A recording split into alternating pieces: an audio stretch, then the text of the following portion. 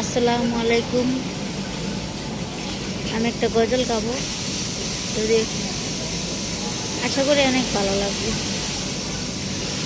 একদিন মাটির ভিতরে হবে গোরে মোনা, কেন বান্ধ জলানন্দ মোনা, কেন বান্ধ দলানন্দ। প্রাণ পাখি উড়ে যাবে পিঞ্জর ছেড়ে, দরাদরি সবই রবে, তুমি যাবে চলে। বন্ধু বান্ধব যত, মাতা পিতা তারা সুত, সব কিছু হবে তোমার পরে মন আমার।